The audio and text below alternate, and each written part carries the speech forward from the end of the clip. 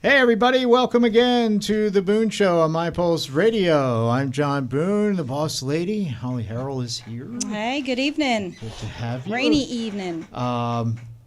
Danica's here, rattling into her seat over there. But she's here to assist. We appreciate that.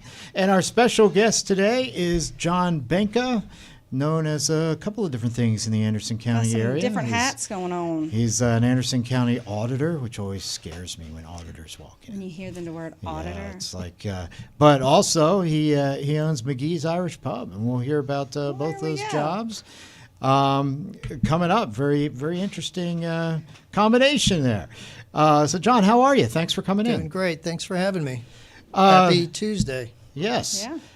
Tell us about you sent me a bio earlier about your education history and just kind of how you evolved into the jobs you have today. It's a long story, but I'll give you the abridged version. Okay. I was born, I went to school, I got out of school and got a job. Here That's the good way to do it. In South Carolina? You grew up in Georgia? No. My dad was a career Army engineer, and that's how and because of that, I wanted to be like my dad. So one day I'm going to be an engineer too. So of course, being the oldest of four kids, anything that was needing fixing, he did, and I had to hand him tools and hold flashlights. And eventually, I was like, well, I can do this myself. But he retired in Atlanta when I was in sixth grade, so that was his last tour of duty, and I went to middle school, high school, and started at Georgia Tech there on a Navy ROTC scholarship. And that lasted about as long as Georgia Tech and I had a major disagreement on my academic prowess. And my parents had taken jobs with the University of Georgia, so I was encouraged strongly to follow them there and continue my education, which How convenient. I did, yeah. With the complete intention of going back to Georgia Tech for a second beating. It's a tough school. It's a very demanding curriculum. And if you're not prepared for that coming out of high school, where you're at the top of your class here, you're not necessarily at the top there. So a lot more work involved. I did well. I just didn't do well enough, really, for my standards, and barely made the minimum for there. So Georgia, I decided to go pursue a Bachelor of Science in Physics, mainly because that's the one degree that every engineering discipline falls under in some capacity. And it gave me the opportunity to decide if I want to go back to Georgia Tech or pursue a graduate degree. I've got a lot more options. So that was my intent. Finished that, worked my way through school, a couple of different jobs, restaurants mainly, preventive maintenance for the University of Georgia over the summers. That got me into athletic facilities, really just fixing air conditioners and getting close to the athletes, but not actually being allowed to talk to them. And then, and that's where I met my wife. And I started graduate school actually in agricultural engineering. So you finished your bachelor's in physics. Kept going. Kept going. Yeah, on my dime, because my dad insisted either you get a scholarship or you're paying for it. So that's one of the reasons I had to work through school. And I met my wife, one of those opportunities where you're really not, I'm going to focus on my studies, and girls can take a backseat to that, until a buddy encouraged me to go out one night, and I went, okay, fine. And I met her at this place called O'Malley's, and it's not there anymore, but at that time it was the most popular dance club to go to, and I like to dance. So we met and talked because she was in the same situation. Her friends drug her out that night, and both of us didn't really want to do any of this, but they paid our cover charge. So for $5, You met your wife. Serendipitously met my wife, and I like to think we struck it off really well right away. And she tells it a little bit differently. But as the night wore on, I walked her back to her dorm room, and then the next day we got snowed in at Georgia. And I thought, well, I'm gonna call her up and see if she wants to go. Yeah, we'll do something, grab coffee or something. And she didn't give me her phone number. And I searched my pants pockets, and it was nowhere. And I'm like, what am I going to do? So back in the day, they published phone books for the university of all the students. Huh. And so I sat down and opened it up and started, and I couldn't remember her last name, but I knew her first name was Dixie, and I thought to myself, how many Dixies could possibly be at the University of Georgia? Well, it would surprise you. There were at least 7 by the time I got to the M's. And as I rotary dialed the previous 6 who hung up on me, she said, what?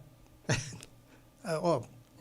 So we agreed to have a study date and went out, and that was that, So Oh, that's funny. And how many years has that been? I call that pursuing and being Yes. persistent. Boy, That's that right. is persistent. 37 years. Wow. Wow. So and it was the 80s, and music was great, and Athens was a fun town to be in. And she was actually in home economics and switched to landscape architecture. But I found out shortly after we met that she was at Georgia Tech as well, Huh. just a year after I had left. So, and the same experience, that wasn't for her. So you never know what brings people together, That's right. What provides that opportunity. And a snowstorm in Georgia, no And a less. snowstorm Exactly. in Georgia. So what does your wife do now? Well, she's the general manager and executive chef at our restaurant, Which is McGee's Irish Pub, Don't get too downtown. far ahead. That's coming up. I know. So that was, I would like to tell you that was my lifelong dream, but frankly, it wasn't. I knew I had plenty of experience in the restaurant business, having worked through it in school.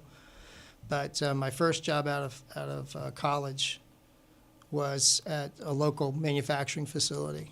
because you got your degree I got my in degree. Yeah, they didn't hire me for that. right. No, they didn't. I said, that's great and all, but really, we hired you because you took German. Really? Oh, wow. So I went, okay. So they had a plant over in Switzerland that was making a product, and they wanted to bring it to the United States. So they hired me part-time to translate the blueprints into English so we could build our own internal wow. competition, How about that? variable Wow. speed drive. So how long did you work there? Well, that lasted about a year, and then they hired me on full-time. So I was there 7 years. Okay. And from there? And from there, I decided that we were going to need to move our family, which was just her and I. And I said, if I stay with the company, it was breaking up at the time, I'd have to move to Des Moines, Iowa. And we both agreed that was a no-go, since our families were here. And my wife's family is originally from Star, Okay. and have been working the same land since 1795. So post-revolution type of a thing. They weren't going anywhere is what I'm saying. Right. And if we were going to go anywhere, we were going to end up there. So I figured, well, why not just not have a series of job hops and buying and selling homes, and let's just move in with mom and dad. So that's what we did. And the intention at that time was to continue my graduate studies at Clemson. I did get accepted there. And then they had a budget crunch and cut out all the fellowships that year, and I was back on my own again. I'm like, well, I don't know if I really want to pursue graduate school. I'd always had this idea of being in business for myself. My grandfather was, and my father-in-law was, and it was just the other thing you could do. Right. So I took a series of sales jobs, not a series, really 2 of them, but the most fun one was selling car phones. Back in the those day when they were bags? giant bags. Like- Yes, yes. Yeah, so they put me out there because I had done door-to-door sales in college as well, and they hired me to go ahead and be the outside sales guy and go to all the companies in the Seneca, Clemson, Pendleton area. And so I did, and the first phone they gave me to sell was the old brick phone Michael Douglas had, and yeah, that movie. Wow. And then they just come out with the flip phone, the very first flip phone. So it was an exciting technological time. It was an easy sell. It was either that or pagers. Right. So Oh, yeah. everybody that had a Yeah. pager all of a sudden wanted a phone. Yep. And I did that for about a year and then decided, I think I wanted to get back into doing something that's a little bit more fun. So they were building the Chili's restaurant on Clemson Boulevard. and the parking lot was graveled, and it said now hiring, and I pulled right in and said, you need a bartender. And they hired me on the spot. So I helped them open that store. My wife joined us there a couple months later because she was one of the best waitresses I'd ever worked with. And we made a great team there in the restaurant and opened up a few more around the southeast. And then I said, I can do this for myself. And that's either a great idea or a very bad one. And it depends on what you're getting into. So we just knocked around a few ideas of what was Anderson missing, what was it needing, what did we like, and was there any place around here that we like to go? Greenville was just kind of starting its renaissance in its downtown, and so that led us to thinking about what type of restaurant we wanted to open, and then where are we going to do it, and start looking at properties.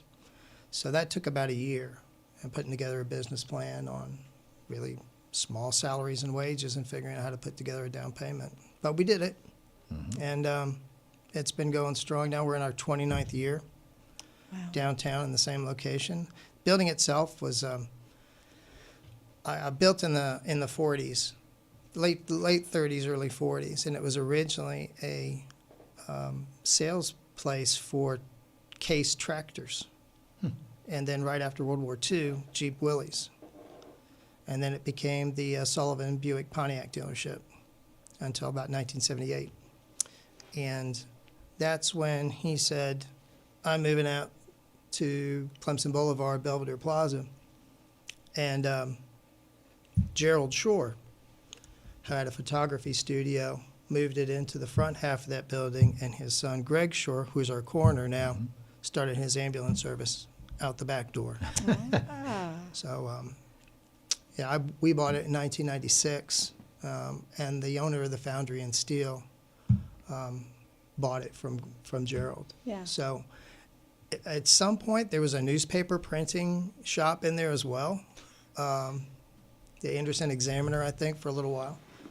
But it's a solid building, which is good, but you know, when you buy something old, you got to make it new again. So right. we literally gutted the building and put in a restaurant that wasn't there. So it was a big undertaking in a short period of time. But so how did you it's get fun. from there to being an auditor? Yeah, that's I'd actually run for county council in 2010 and 2012, almost successfully, and then decided for District 1, and decided now I don't think I could do it again, and I'm not going to run if the person that's actually in office is doing a good job. There's no point in doing it, and plus it's difficult to beat an incumbent. So I put that off and said maybe the State House one day or something like that, but I'll focus on my business, which is what we did. So in 2021, I have a couple of customers that would come in and eat dinner and just bother me with the question, you think you're going to run for office again someday? And I said, I don't know.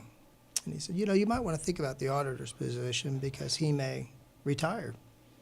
And I'm like, well, what's that do? And we talked about it, and he worked next door in the assessor's office.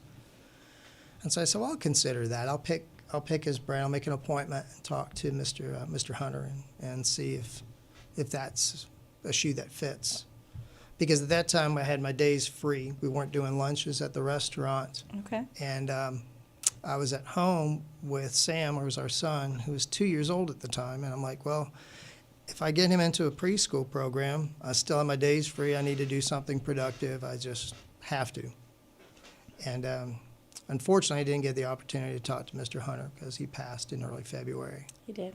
And that was a big loss for the county. Mm-hmm. But I did, in the meantime, learn a lot about the job itself.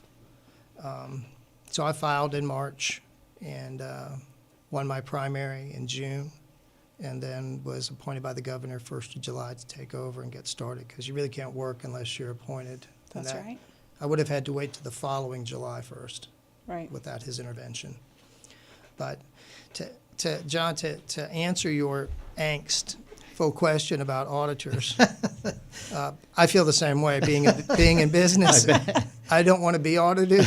I've been through that one time, and it's no fun. But that's not the job.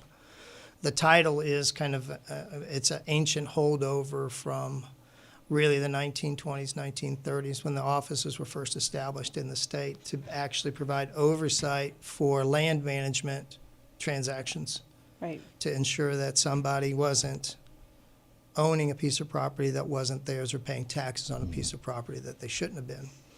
So more or less, it was designed to be an oversight function and then work in conjunction with your treasurer, and in our building is on one side, and the next office is the assessor's office. So anything that's real estate connected in Anderson County begins and ends in that building. Mm-hmm. So when you sell a property or buy a property, you get a deed for it, it's recorded in the Register of Deeds office, and then it goes electronically down to the assessor's office, and he puts a value on that. Or I sold it for $120,000, that's the new basis for it.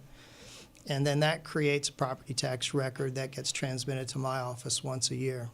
So we collect all of that information from him as a value. I assign the millages to it, and basically we become the billing department for local government. Mm-hmm.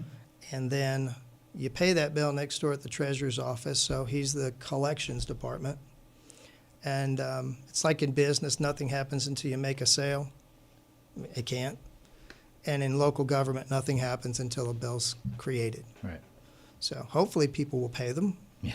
But that's essentially the job in a nutshell. So Bob handles anything real estate, and I'm talking about Mr. McLean, real estate connected.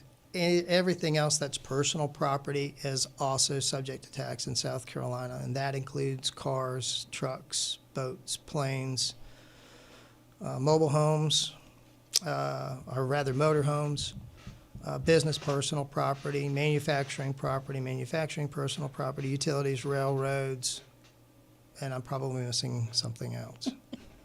But there's a lot more to that we bill. If we don't do it monthly, most of those are annual bills that go out. Mm-hmm. Why that's important, that has to be accurate. It has to reflect the millage for that particular district that that person is either residing in or the property is located. And then it's very regulated by state code. There's some things we can do and some things we can't do. There's not a lot of latitude. It's either late or it's not, so pay on time or pay early. But really, it makes me the most, at times, disliked person in all of Anderson County. But I'm fortunate that I have 45 other auditors that, we can commiserate about that a couple times a year. So my name is on your bill. My contact information is there. If it's not correct, of course, we'll be happy to fix it and make it right. Human error is still a part of our process. But it's a process, and it's something that, if I'm not there tomorrow, it still has to continue. Mm-hmm. Somebody has to do that job. The wheels come off. Right. So elections are important things to making sure that the process of government continues. And we could probably, if you opened up the phone lines and take 10 phone calls, you'd have 10 different opinions about maybe what isn't right about what we're doing with it. But at least you have the confidence to know that the process is honestly run. We put a lot of integrity and pride into that. And our number one goal is 100% customer service. Mm-hmm. It's a customer service driven job at the front windows. So you might imagine it takes a certain kind of person that can handle different personality types and different emotions. But it doesn't necessarily have to get to that point where our goal is to if there's a problem, let's work with the taxpayer on how to fix it. The other part of that job is legislative. And one thing that I found is I knew less about local government than I thought I did. And I paid attention to politics most of my life. Mm-hmm. But, you've got the national budget and you got the national politics of it at the state level. But at the local level, anything that we're doing with ad valorem or value-added property value tax it's levied locally, it's collected locally, and it's spent locally. So none of that we collect here goes to the state in any way, shape, or form. or anywhere outside of where it's allocated specifically in the budgets that your school board, your county council, your city council, your town councils, they decide Our once a year. budget. So I'm a numbers guy, so it fit me. I'm in the customer service business, so that did as well too. I like working with people, and I've got a fantastic office. So I've got 28 employees and 7 days a week, and I've got 12 awesome professionals the other 5 days a week who were there before I got elected, and they're actually doing the work of running that office. But you have to have a good right-hand person, and I do. And one of the things I noticed right away, because I'm not a let's just clean house, that was a question that did come up. Are you going to fire us all? No. And bring in your own people. I'm like, I don't have people. And then let's work with what we got and see if we have opportunities for improvement. Let's focus on those. Otherwise, if it's not broke, let's not fix it. But one of the things that was glaringly obvious to me, being in business, noticing that this person only knows how to do this, and nobody else knows how to do what she does. Well, that's no good, because if she goes on vacation, somebody's got to backfill that. So we began, and are still doing it continuously now, is cross-training. All right. Great explanation. Now we Absolutely. know. Now Yeah. we know. When we come back, much more with John Benca. We'll be talking about McGee's Irish Pub some more, and his media star son. We'll get his story coming up. It's the Boone Show on My Pulse Radio.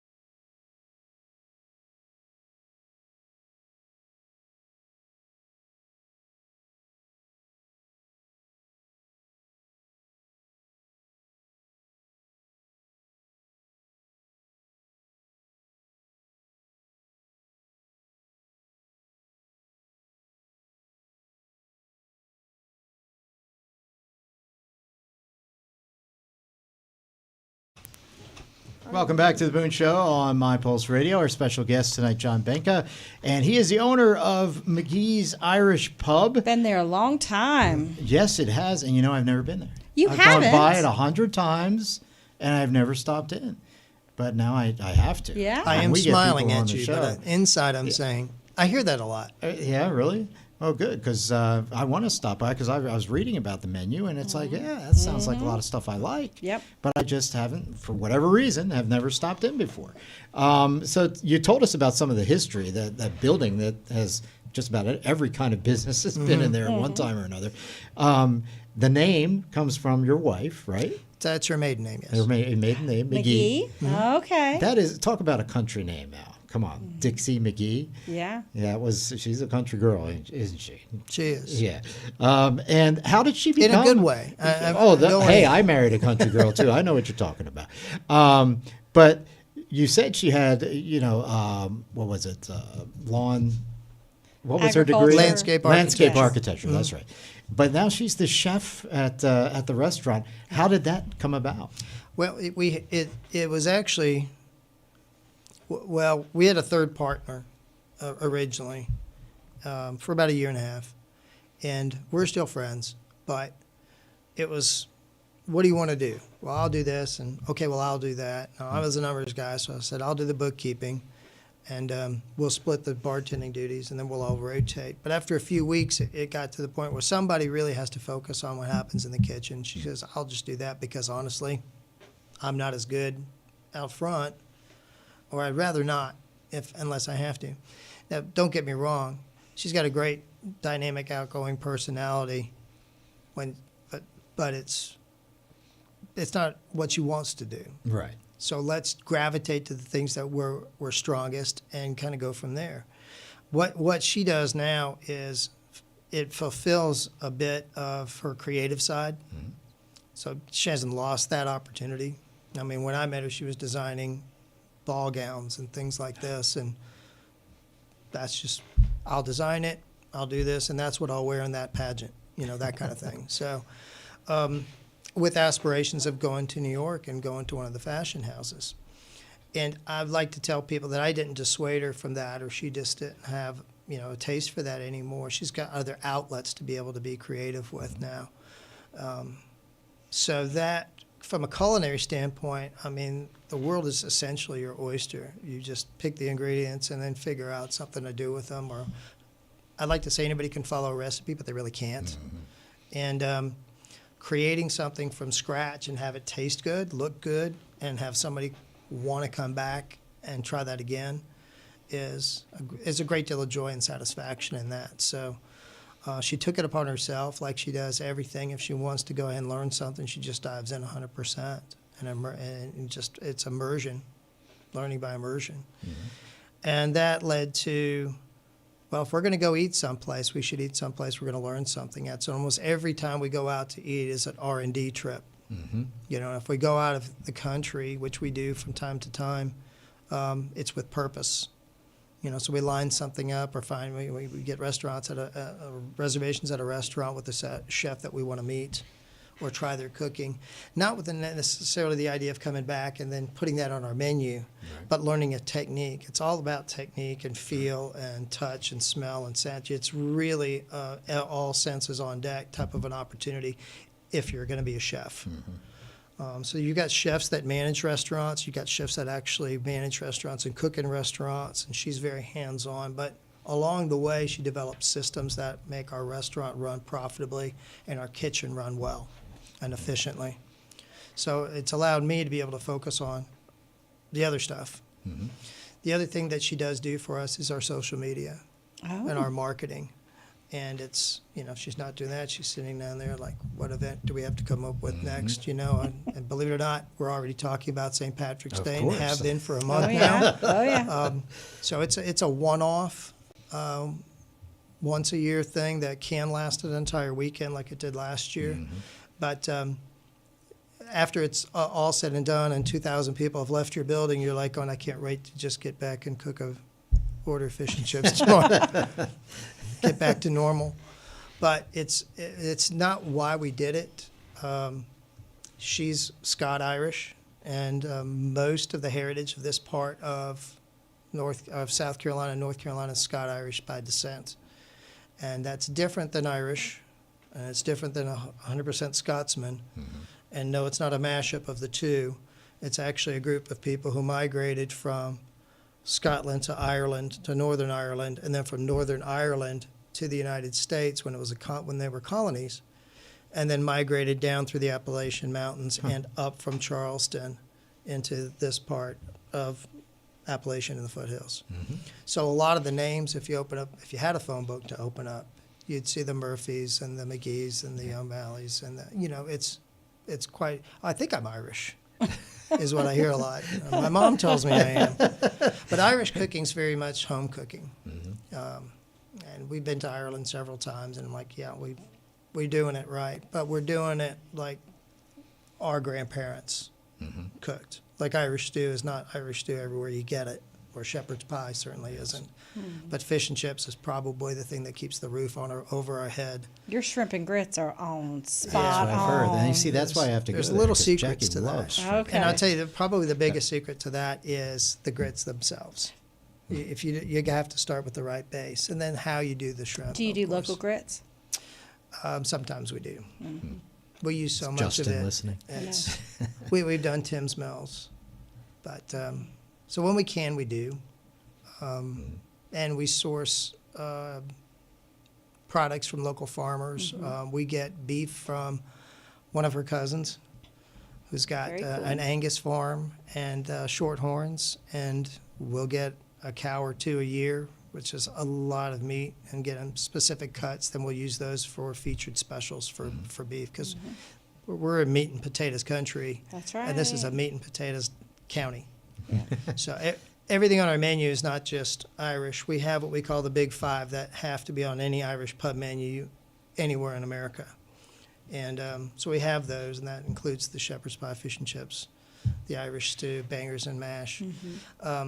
So those, Some and then kind the of rest corned of the beef, menu I is would assume too. corned beef and cabbage. I never get anything but shrimp and grits. Yeah. Just saying. But then we have. Oh, they do you have know, these chips with stuff on top of them, like cheese and. Yeah, the loaded cheddar Okay, fries. that's it. Yep. We have things that aren't good for you too. Yes, those two. Those are But we good. do offer vegetarian options and gluten-free options and things like. We've evolved as the culinary landscape has, and she's been front and center with making sure that we're approachable to people that may have certain allergy or dietary. I've seen some of the reviews. Some were complaining about not many drink options. Have y'all changed any of that? Wow, Danica That's comes in a- hot. Danica. That's a first for me, but well, understand when we opened, the only other Irish pub in the entire state was down in Charleston, and I called those guys up and said, "Hey, I need to get Guinness. I'm thinking about opening an Irish pub here." And it took me a year to get the contact and get them to believe that this was happening, to actually get Guinness beer out of Charleston and up to the upstate. Wow. So we started with Guinness and Bass and a couple of other Irish and British offerings, and then the domestic things, because that's what people were doing at that time.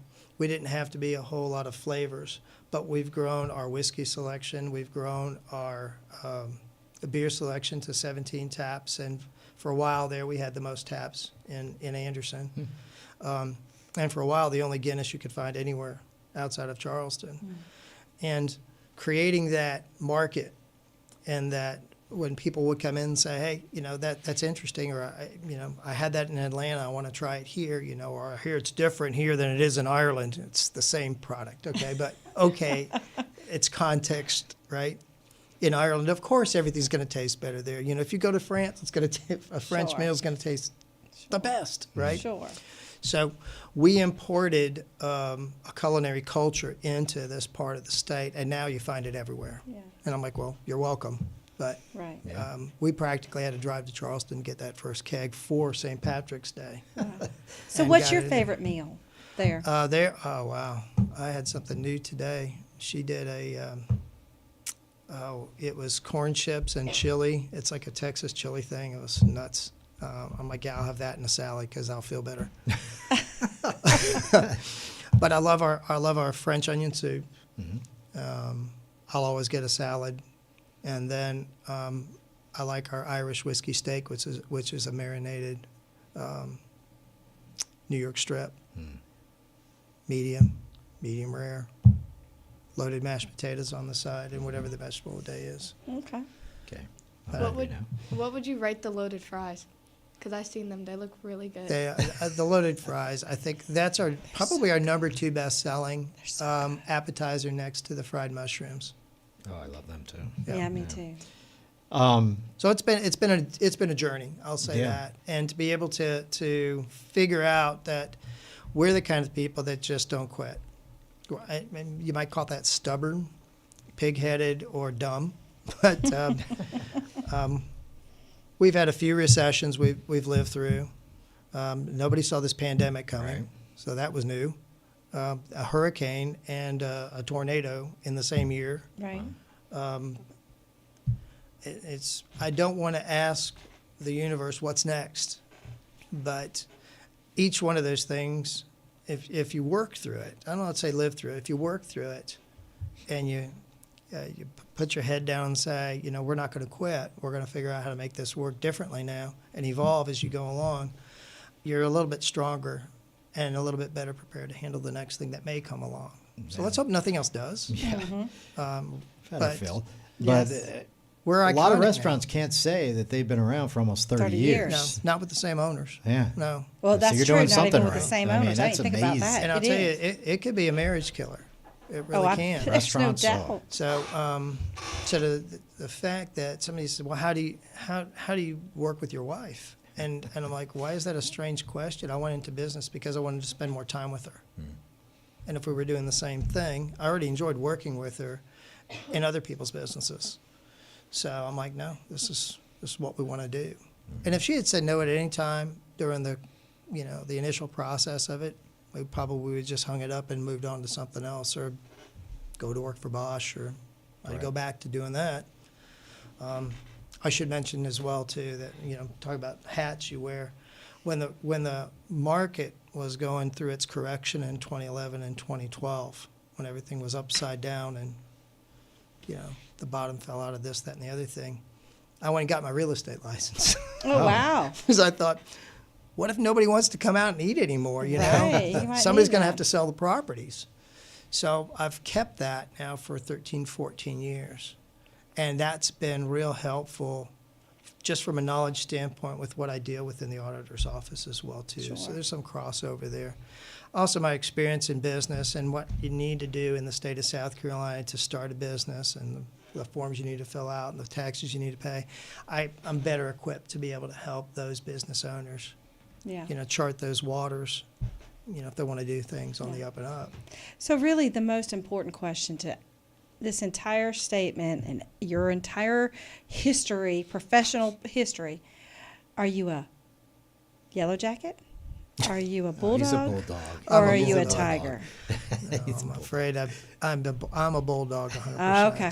Okay. Yeah. Wasn't sure, since you No, touched I'm a all rabid three of them. bulldog. It's better if I watch Georgia at home than any place public. Yeah. Okay. And Sam likes him too.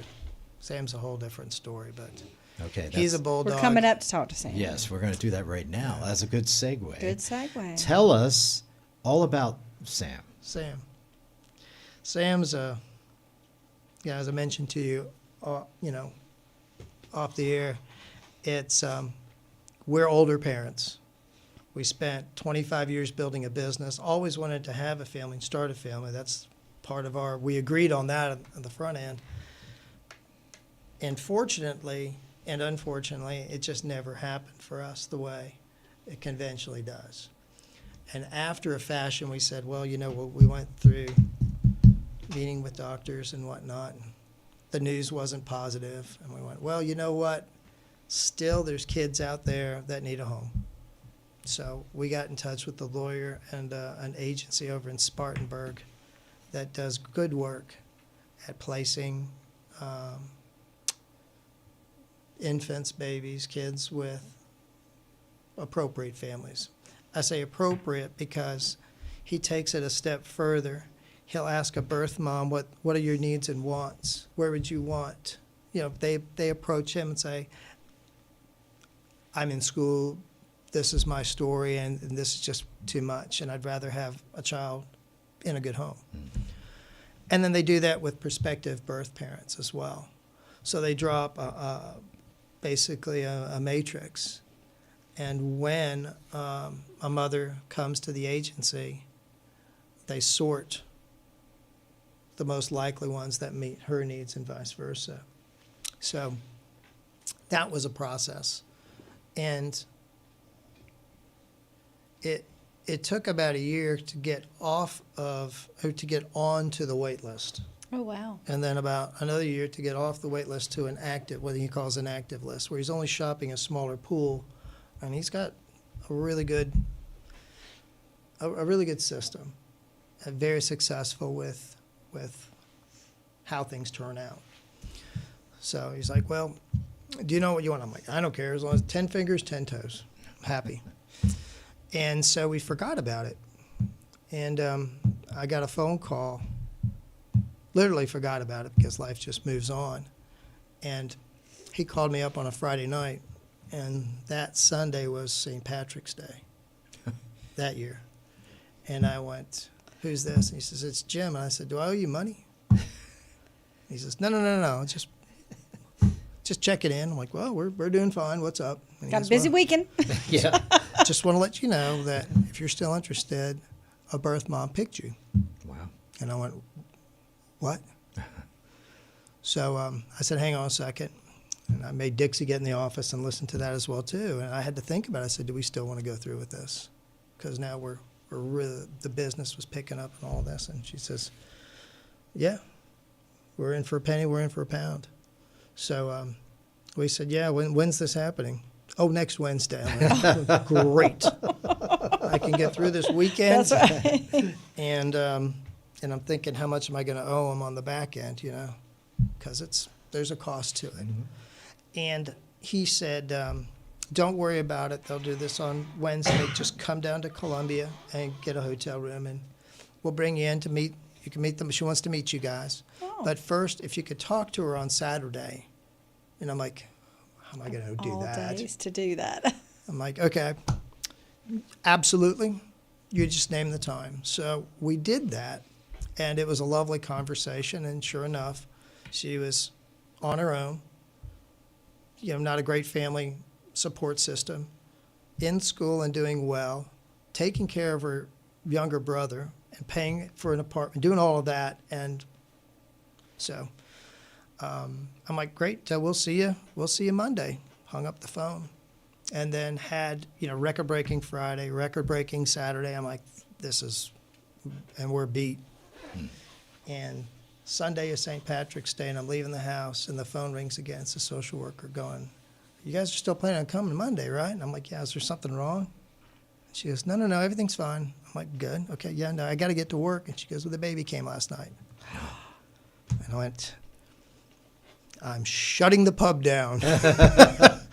So I said, hold on to that thought, and let me call you back, because I live about 2 minutes from the pub. So ran over there and grabbed Dixie, and that made her mad. I said, I need you in the office, and shut the door. And I don't have time for this. Said, exactly. And I said, you'll have time for this. And I called it up. I said, okay, tell her what you just told me. And she did. And then she said, it's a boy. Tears are flowing. And is he okay? Yeah, the boy's okay. She's okay. But I said, I'll come down there right now. And no need to do that. Just be here in the morning. So we drove had a great St. Patty's Day.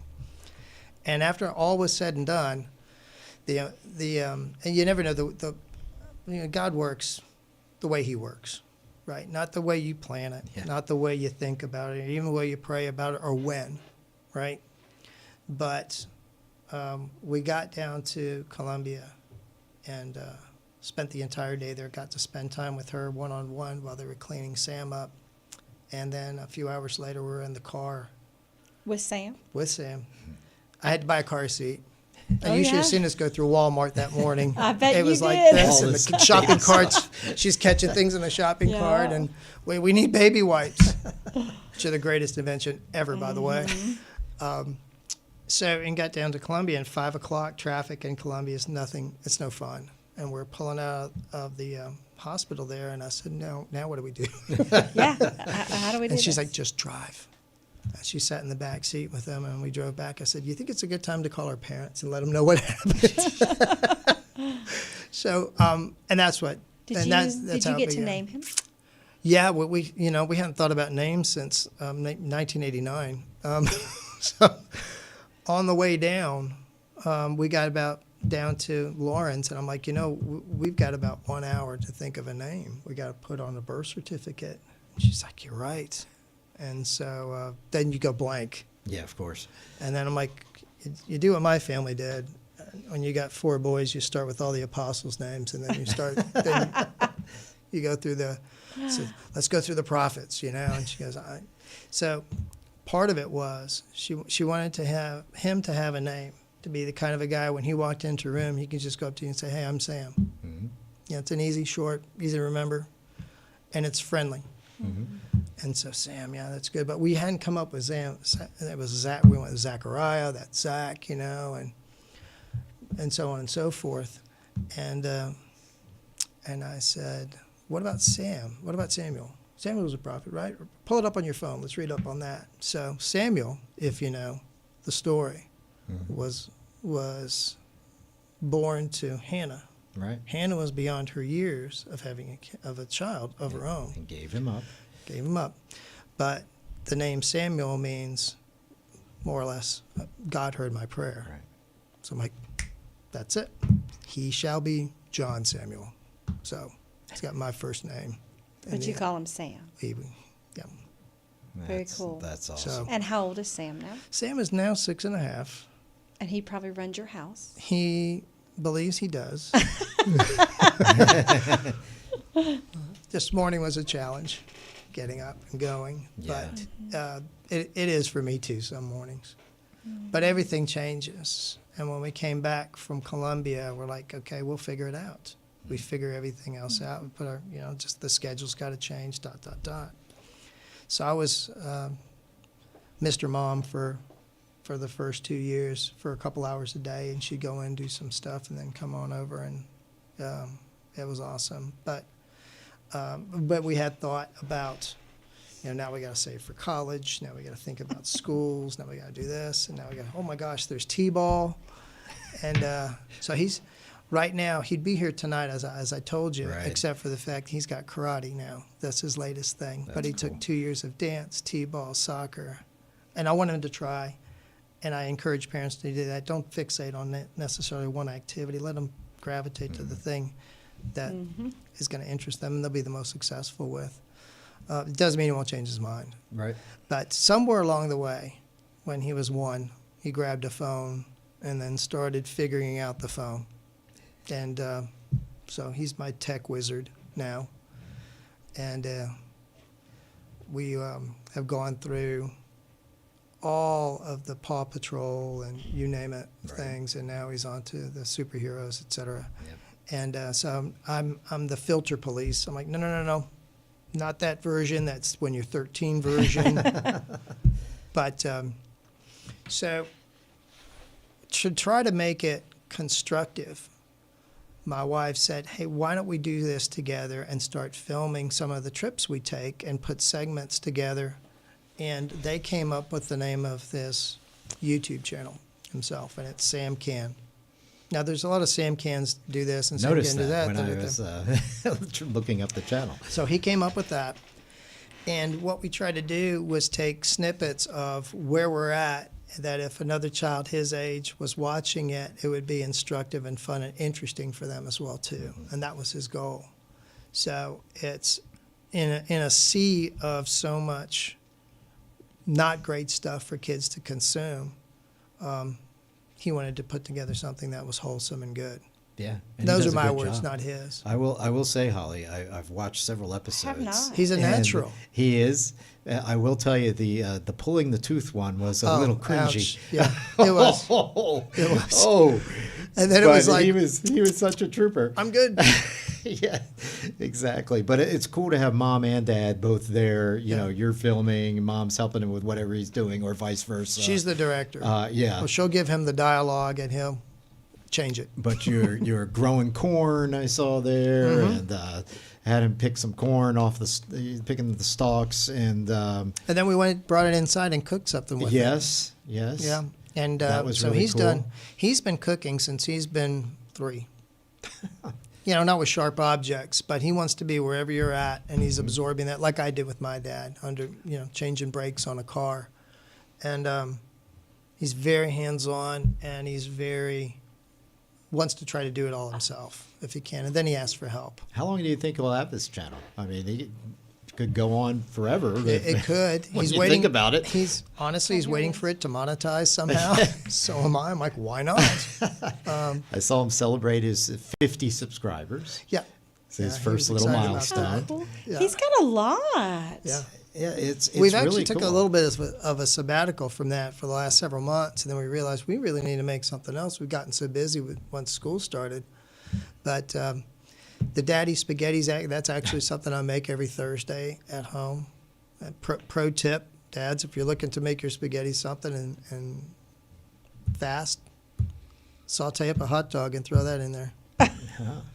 And that's Daddy Spaghetti. Okay. Pick your choice. But he had all the ingredients set out, because he'll watch cooking shows with my wife and all, except he's not a big fan of, who's the old lady? The Joy of Cooking. I just drew a blank. Julia Childs. There we Oh, go. Julia Child. Oh, my goodness. Dixie will be rolling through all the way to the black and white ones. He'll roll his eyes and then grab your phone and then find a video. So it's not Food just Network. Sam Can, it's Sam Can with an exclamation point. That's- So it's at Exclamation point. Sam That's Witch. what makes it easier SC. to easier to Sam find. Witch. Witch. Yes. SC.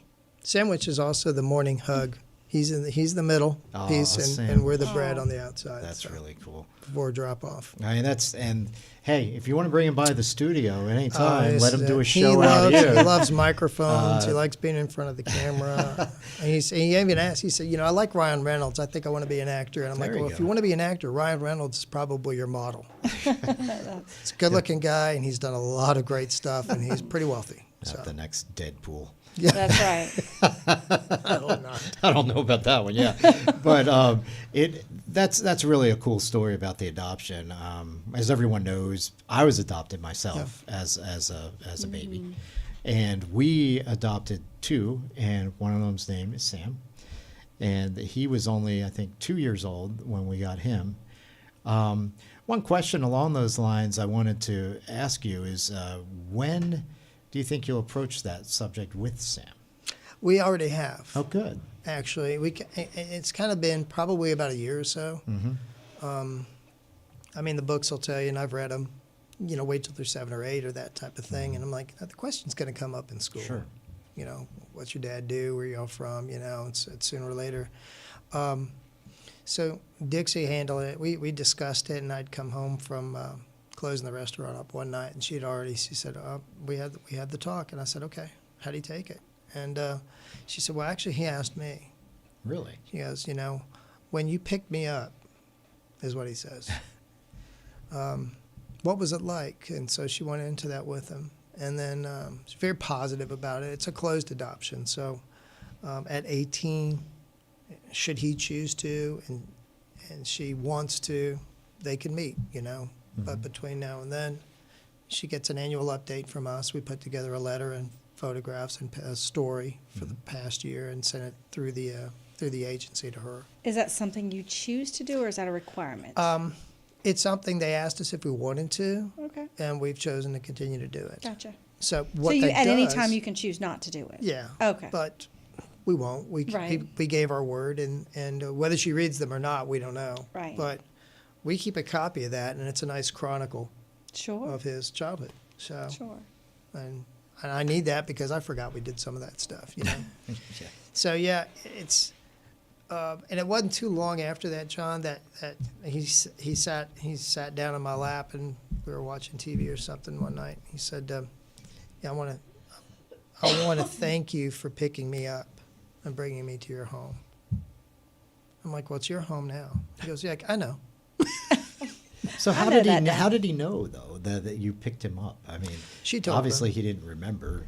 I mean, she Well, said you're adopted. she We said- Just chose said you. We chose you. We went to a Yeah. hospital, and we chose you, and somebody else chose us Yeah. to take care of you for the rest of your life. And so, How yeah, cool. like me, Kids when are I smart. found out, Right. no regrets at all. I was Yeah. like, I'm in a great family. It's Yeah. I don't, this doesn't matter. Now, of course, later in life, I got to meet my parents. But I thank my adopted parents every day for the life that they gave me. Yeah. And I'm sure he will. even when he's a big media star. And Yeah. has his monetized channel and That's right. 5 million followers, and he's like the Truman Show, and he has a whole life out on video that he started when he was 6 or 7 years old. So going to Boston was a lot of fun for me. That's my that's favorite on there city. too. Okay. The trip We they broke went- that into 3 parts, and I'm a Red Sox fan. Now, how So- did that develop? Your Well, Boston I started. sports. My dad was stationed up there Uh-huh. when I was like 10, and so when I started playing Little League, You were the Red Sox. It was 1975, Yeah. and they were in the World Series, and everybody up there was just forget about it. That's what you do. That's who you are now. Yeah. You know? And then you finally hit that good streak of winning a bunch of World Series after not getting any. Yeah. Well, my dad's a Yankees fan. He was born Oh, in my the Bronx. goodness. Yeah, so it's How do you guys coexist? since 2004 a lot better, honestly. I bet he still says 27, He 27. does. He does. Yeah, He told me of that course. year. I was like, "What do you think of that, Dad? We just saw something that your dad never saw in his whole lifetime." He moved from Europe to the United States in 1929.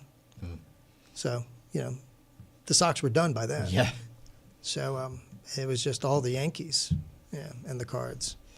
But so moving to Atlanta, it was a desolate wasteland for professional sports in the Yes, 70s and much of the 80s, really, until the Braves got hot. Yeah. And I remember what they used to say about the Braves is that if you go to a Braves game down there, everybody gets a free foul ball. You did. Because there was enough for everybody, because there was nobody in the stands. But Yeah, we used to- they've turned that around. They have. Well, they had a rough year this year, but Yeah. I still follow them too. So I got my National League team, and Right. I got my American League team. But when he was 6 months old, I said, "We're going to Boston." Yeah. So we flew up there, and in the stroller and all. And I'm a big stroller fan Yeah. because you can stow things in a Oh, stroller. yeah. Oh, and yes. just Yeah. coffee and. So we took them to a Red Sox game as quick as I could, and they lost. I've never been to It's Fenway. I'd love to go to Oh. Fenway. It's a treat. So we did it again recently, and that was part of it. Got rained out, but we got 4 innings in, and they were ahead. So Oh, okay. good fun. All right. Well, we're getting close to the time of wrapping things up. This has been great story time here with John Benca on the Boone Show. We usually, at the very end of our show, we get recommendations. Now, we're not going to ask you to recommend restaurant? anywhere else except McGee's. But I do have one more question because you brought up the shrimp and grits. I was just wondering you don't have to give away any secret recipes, but everybody makes them a little different. What are the highlights of your shrimp and grits? What do you put in it? I can't tell you what's different about the grits. It's how you make the grits. Right. That's different. And it's off-putting to some people who never had them before if they're not They're made right. Because they're delicious. they got to be creamy. Very creamy. There's your hint. And buttery. Mm-hmm. But with the shrimp themselves, we do them tail-on, so you get 100% of the flavor of the shrimp itself. We saute them lightly in butter, garlic. We use a Trinity, which is what you find in a lot of Cajun dishes, just a little bit of Cajun spice and white wine. Mm-hmm. Any meat you put in there? You put any Bacon. sausage or bacon? Yeah, you can put sausage in it too. Okay. That would be fine. Yeah. Everybody does it. If they're doing it at home, puts the things in it they want to, and then Yeah. it ends up being more of a Jambalaya. jambalaya, Yeah, really. Yeah. But it's fun to cook, Mhm. and just if you've never flipped a pan, it's fun to do that. Nope, there's one that got out. Do it at home and have fun with it. A little bit of white wine, it burns off. The alcohol will burn off, and then that just adds another layer of flavor to it. Mm-hmm. And mine, if I'm eating it, I like to squeeze a little bit of lemon on top. Do you serve the grits with anything else other than shrimp? Mm-hmm. Okay. Oh yeah. And we do brunch on Sundays. I should tell you that Saturday and Sunday from 11 to 3 we do a series of brunch items in addition to the whole regular menu. So right now we're 7 days a week, lunch and dinner. So So when do super you all accessible. sleep? Right. 10 to 6, I mean, maybe 12 to 6. I I get my time in. I get my 6 hours. you work all week, I would assume, Monday through Friday, and you're 8 to 5, 4 job type thing. and then you go to the restaurant. I like to get into work at the office before everybody else does. So I like to be. It helps me set the tone for the day mentally, and then because I know that at 8:30 the phones are ringing, people are coming in the door, and it's controlled chaos. Same thing in a restaurant when you open the doors and you're ready for that. But I've got a great team of people, well-trained people at the restaurant, and we've taken a long time to build that and go through. I hate to say going through is not the right word, but there's people that just didn't like us, didn't like what we were doing, Sure. didn't like our standard, Sure. and we've got a standard, and so a little bit more professionalism is what we're trying to teach and what we're trying to hire in, and so I don't have to be there, and neither does she. So there are some days, of course, we'll be there on Fridays for the bulk of volume. I like to see my customers, and Saturday night I'll come by as well too. And so I'm there at peak times, but I'm not. I've got some good, dependable, honest people So that you're can not there close every it. night. Yeah. No, ma'am. That's Good. Good to have good Good. people. Got to have that balance. It does, yes. And it changes when you have a kid, doesn't it? It does. I'll go back to that real quick because I know we're almost at the end of it. But on day 3, Sam, day 3 of Sam, we had closed for Tuesday and gave the staff another day off after St. Pat's, and then went right back to work on Wednesday. And I opened up the bar and put them on the beer cooler back there, and I said, "Don't move." And we don't allow smoking or anything like that, but of course they sleep all the time. Oh, It was yeah. beautiful. Until they started Absolutely. moving around, and you're like going, We got to figure this out. now I had to get gates, and it became a thing. And then now it's not appropriate to have him there all the time. But he knows it's his legacy and it's his inheritance type of a thing. If he chooses to and he wants to, it's his. If not, when the day comes, I'm not going to care. Right. But I feel like it's my duty and my responsibility to be a good steward of the talents that God's given me and do the best I can to provide for my family and their That's future. right. That's Yeah. right. So Awesome. I might enjoy all of it, but I want him to have options. That's right. what I'm saying. That's right. All right, and the that's last. what you do go here. Ahead. You Go provide, and if you don't mind, ahead. No, go ahead.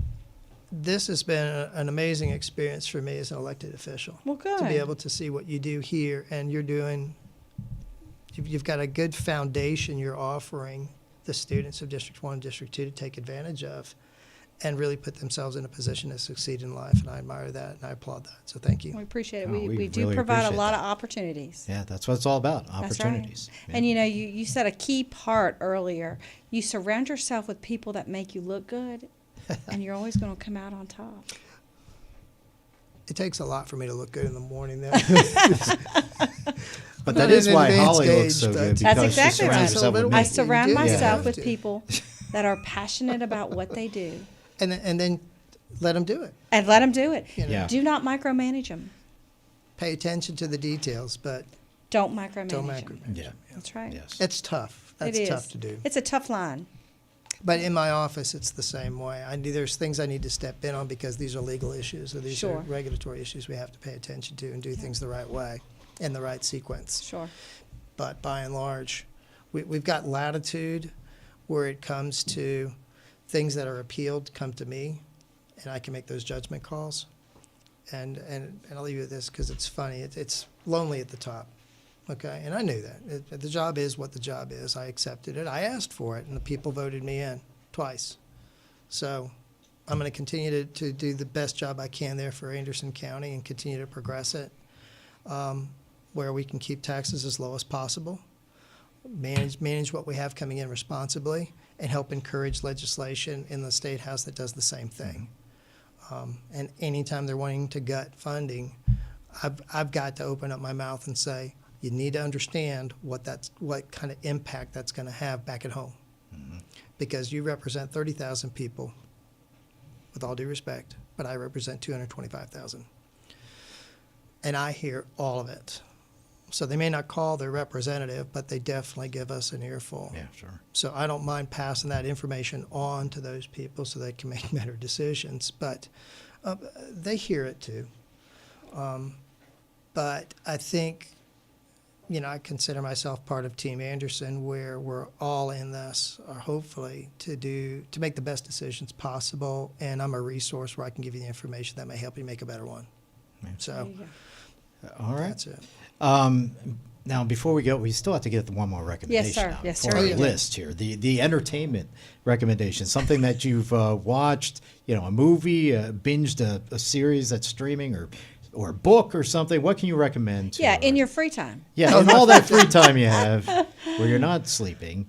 watching a kid, Yeah, watching the raising kids. his son, Sam's not. running a restaurant, being an auditor. Jeez. Let's see. I'm a big fan of historical dramas and docuseries. So, being in politics, I like West Wing. Okay. Mainly because there's just good snippets of good speeches in there that I'm like, oh, that's a brilliant thought. I may disagree with their application of it, but I put it over here because one day I'll need that for a speech. So, but And but it was real time. It was real time drama. They were writing that as things were happening in That's the country at the time, and I don't think we have that now. And I'm watching The American Revolution by Ken Burns. Yeah, on Ken PBS. Burns, anything by Ken Burns. Yep. But it's funny, a lot of people that you meet that like The West Wing have watched it several times. Yeah. It's one of those things that you just don't get tired of watching. You'll just binge it again and again and again. It's one of those shows. That's same with Cheers falls into that category, and that's on again right now at my house because it's funny. And I don't know, just you need something that's going to give you a good laugh because sometimes that's all you need at the end of the day. Yeah. That's right. Well, John, thanks so much for joining for us, having coming me. by. We're glad to have you in the studio. You can come back anytime and We bring appreciate all bring you Sam do. with you, bring Dixie with you. Yeah. We'd love to. Yeah. I'd love to talk. I It's got a back with it's him a later family today. business. He sent me all his information, and I'm like, wait a minute, we should have the whole family on. Yeah. Yeah. Because it's really a fascinating Yes. family. So we'll have to get Dixie and Sam on too at some point. Well, we're working in the garden now, and now Yeah. we're back on gardening, winter gardening in a greenhouse. So, okay. And that's rather successful actually. Cool. Very Cool. Well, I appreciate all you've done for the Career Center. He sets our millage based off of what our politicians, our local legislators approve, and it certainly could be different. And so I appreciate all you've done to support us. Yeah, you're welcome. All right. So thanks again to John Benca, and as always, Holly Danica here. Next week we have our Christmas show, so we get all in the holiday spirit. Absolutely. And I have to Merry wear Christmas red. to you and your family, John. Thank you. Likewise. The podcast of this show will be up wherever you get your podcasts within the next 24 to 48 hours. So get a listen, tell your friends. You can hear the great stories John told tonight. And thanks for listening to The Boone Show. Like, subscribe, share, and all those things that get more people to see what we're doing. Like and subscribe. There you go. Have a great night.